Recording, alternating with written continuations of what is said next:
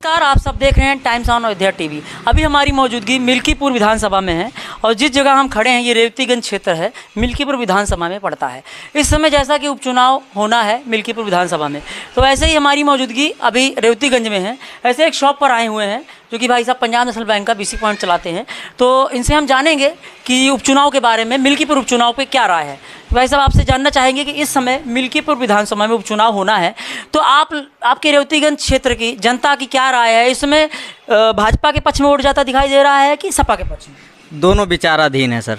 कुछ भी नहीं कहा जा सकता है कि यहाँ पे बीजेपी आएगी या सपा आएगी, क्योंकि जो माहौल बना पड़ा हुआ है। एक तो यहाँ पे पुश्तैनी चल रही है कि सपावादी अपने जो है अपने सुपुत्र को जो है अपना, यहाँ पे सपा लोग अपने सुपुत्र को जो है सुपुत्र को टिकट दे दिए हैं, और बीजेपी अभी विचाराधीन में चल रही है कि गोरखनाथ बाबा को देंगे या चंद्रभान पासवान को देंगे। तो इसमें कन्फर्मेशन नहीं किया जा सकता है कि कौन सी सरकार बनेगी या किसकी सरकार बनेगी। एकदम क्लियर कट में नहीं बताया जा सकता है, क्योंकि जनता का मन है, जनता ही जान सकती है। लेकिन जहाँ तक जनसत्ता का दल, जहाँ तक जो है ये सारी जनता, जहाँ तक जनता दल जानेगी कि कुछ ना कुछ क्रिएटिव नया किया जाए, कुछ ना कुछ जो है हो सकता है कि यहाँ पर नए चेहरे को अगर बीजेपी उतारती है तो कहीं ना कहीं बीजेपी का पलड़ा बहुत ज़्यादा भारी पड़ सकता है। और कहीं ना कहीं कहा जा सकता है कि जैसे गोरखनाथ बाबा पुराने चेहरे हो चुके हैं, तो वहाँ पे भी उनको भी बेनिफिट मिल सकता है कि गोरखनाथ बाबा दोबारा आएँ तो उनको 10,000 से ऊपर उठना है। कोई जो है नया चेहरा आता है तो उनको 0 से उठना पड़ेगा। लेकिन मैं आपको बताना चाहूँगा कि सपा का तो यहाँ पे माहौल थोड़ा सा जो है जातिवाद से जुड़ जाता है और कई चीज़ों से जुड़ जाता है, तो व्यक्तिगत कुछ कहा नहीं जा सकता है। यानी सपा भाजपा दोनों में लड़ाई बहुत तगड़ी है सर। तगड़ी है। तो क्या लग रहा है कि अभी जैसे कि वर्तमान में अवधेश प्रसाद जी सांसद, उनके बेटे अजीत प्रसाद को उतारा गया है, तो सपा के लोगों का कहना है कि अगर सपा जो है 50,000 वोटों से जीतेगी। नहीं, ऐसा कुछ नहीं है। सपा 50,000 कुछ भी हो सकता है, ऐसा नहीं है, क्योंकि मिल्कीपुर की जनता है। यहाँ पे किसके प्रति बदलाव कब कहाँ आ जाए पता नहीं है। आपको बता दें भी कि यहाँ पे जो है कई समस्याएं भी हैं, जातिवाद पे भी वोट होता है जो है यहाँ पे कई चीज़ों पे। मिल्कीपुर की जनता, ज़्यादातर जनता पासी समाज से आते हैं, पासी समाज के ज़्यादा टिकट वोट हैं यहाँ पे। नहीं, ऐसा कुछ नहीं। यहाँ पे लगभग मैं आपको बता दूं OBC बाहुल्य मात्रा में है। SC कैटेगरी की कोई वो नहीं है। लेकिन ये है कि OBC कैटेगरी जो होते हैं चारों तरफ बिखर जाते हैं। कभी बीजेपी को दे रहे हैं, तो कोई सपा को दे रहे हैं, तो कोई कांग्रेस को, मतलब जो कुछ भी हो चारों में बिखर जाते हैं। तो जहाँ तक आपको बता दूं कि यहाँ पे SC कैटेगरी के जो है एकजुट होकर अगर वोट करते हैं तो अवधेश प्रसाद का पलड़ा भारी है। जबकि यहाँ पे आप अयोध्या में हैं और विधानसभा मिल्कीपुर क्षेत्र है,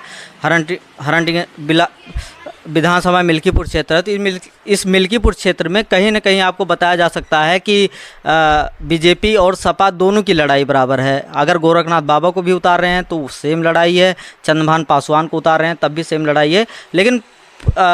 लेकिन मैं आपसे पूछना चाहूँगा कि ये सारी चीज़ें विचाराधीन क्यों हैं, कि मतलब अभी तक बीजेपी अपना कैंडिडेट क्यों नहीं घोषित कर पाई है? यही चीज़ तो हम भी जानना चाहते हैं। लेकिन लोगों का कहना है कि अभी उनको सर्वे कर रहे हैं किस चेहरे को टिकट दिया जाए, क्योंकि नए चेहरे पे भी दाव लगाना चाह रही है बीजेपी। बिल्कुल, इसीलिए जहाँ तक हमें आशा लगता है कि इसीलिए पेंडिंग रखा गया है ये मामले को, कि चुनाव बिल्कुल नज़दीक आ जाए तो मैं जो है कोई एक चेहरा उतारता हूं सामने।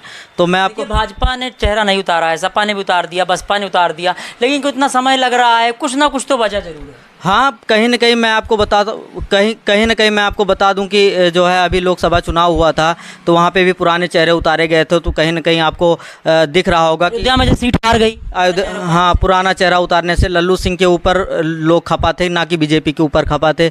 लल्लू सिंह एक ऐसा प्राणी था, लल्लू सिंह एक ऐसा चेहरा था कि कभी किसी के द्वारा संविधान पे बात की थी उन्होंने बहुत टॉपिकों पे उन्होंने ऐसी चर्चाएं की थी कि जो बहुत गलत था, लोगों को गलत लगा। और दूसरी बात, लल्लू सिंह को उतारने का मकसद भी बीजेपी का एक बहुत बड़ा कारण बन सकता है, क्योंकि लल्लू सिंह को नहीं उतारना चाहिए था लोकसभा में।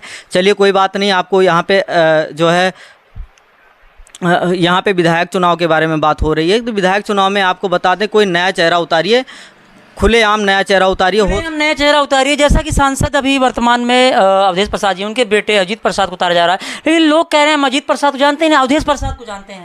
देखिए, अवधेश प्रसाद और अजीत प्रसाद की वजह से ये चुनाव नहीं जीता जा रहा है। चुनाव जीता जा रहा है बीजेपी और सपा की वजह से। लोग अखिलेश को जानते हैं, लोग मोदी जी को जानते हैं। लेकिन जनता में हम गए, कुचेरा बाजार में गए, लोगों का कहना है, बहुत सी हम जगह इनायत नगर में गए, लोग कह रहे हैं राजा का बेटा राजा थोड़ी बनेगा, एक घर में 2 पद थोड़ी मिलेंगे विधायक के सांसद। नहीं, ये बात आपने बिल्कुल सही कहा कि राजा का बेटा राजा नहीं बन सकता है, ये तो सही है। लेकिन हमारे यहाँ जो सामाजिक अराजकता जो फैली हुई है कि हम जो है राजा हैं तो अपने बेटे को भी राजा बनाएंगे, तो ऐसा नहीं है। ऐसा सरकार को भी नहीं करना चाहिए कि आप जैसे सांसद हैं तो अपने बेटे को जो है उपचुनाव में खड़ा कर दीजिए कि ये विधायक बन जाएगा तो हमारे पास इनकम दुगनी हो जाएगी, सारी चीज़ों की इनकम बढ़ जाएगी, हमारा बेटा भी पब्लिक हो जाएगा।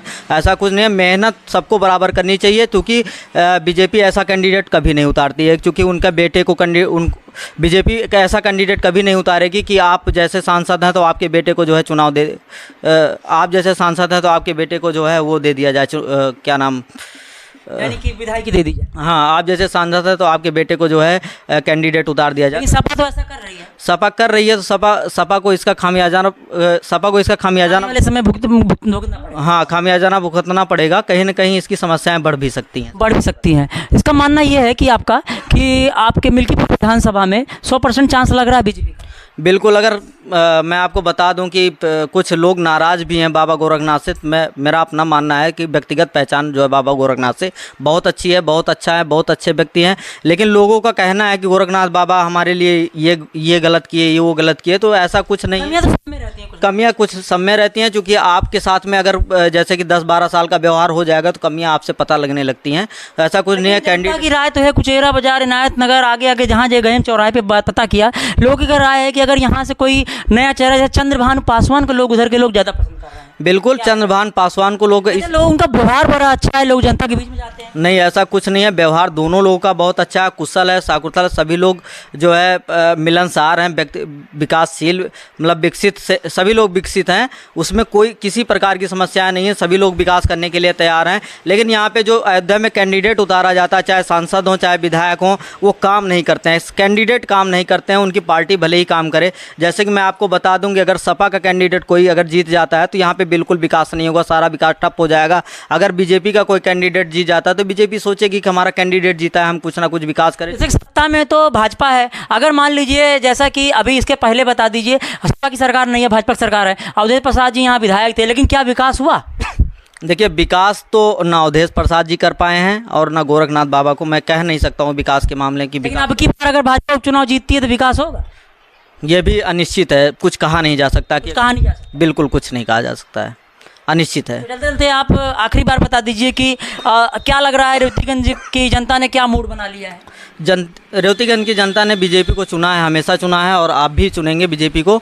लेकिन कहीं न कहीं जो है जातिवाद जो कुछ होता है, यादव पुरुष यादव वर्गों में जो है, मुसलमान क्षेत्रों में और जो है ऐसी कैटेगरियों में, हम ये नहीं कह रहे हैं, लेकिन यह है कि सभी में कुछ ना कुछ समस्याएँ समानताएँ पाई जा सकती हैं।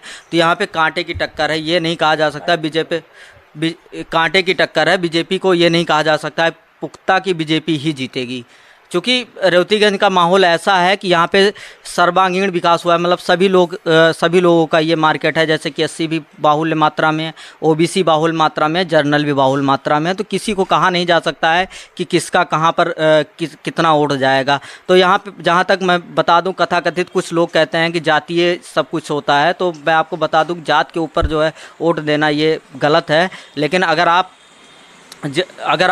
जहाँ चुनाव की बात कर रहे हैं तो यहाँ पे अगर जातीय चुनाव होता है तो वहाँ पे सपा का पलड़ा भारी पड़ सकता है। सपा का पलड़ा भारी पड़ सकता है। हाँ, अगर जातीय चुनाव में अगर जातीय चुनाव होता है, सपा का पलड़ा भारी पड़ सकता है। धन्यवाद। जैसा कि भाई साहब से जाना और चुनाव के बारे में चर्चा हो रही थी, ऐसे कुछ और लोग जानेंगे।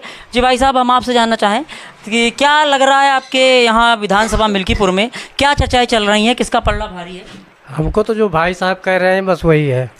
तो कुछ तो बता दीजिए ना। तो पब्लिक सुन रही है आपकी, लोग देख रहे हैं कि क्या आप लोगों ने क्या मूड बना रखा है मिल्कीपुर विधानसभा में कि कौन अब की बार जीत रहा है, कौन कितने वोटों से जीत रहा है? इसको हम कुछ नहीं कह सकते। इसको कुछ नहीं कह सकते? नहीं हम। चलिए, भाई साहब कुछ बोलना नहीं चाहेंगे इसके बारे में। और हमने और कुछ लोगों से जाना और बस यही कहना है, यहाँ की मिल्कीपुर विधानसभा क्षेत्र की रेवतीगंज जनता का मूड बना लिया है कि अब की बार भाजपा सरकार, यहाँ भाजपा का ही कोई कैंडिडेट जीतेगा। अगर नया कैंडिडेट आता है तो और बढ़िया है।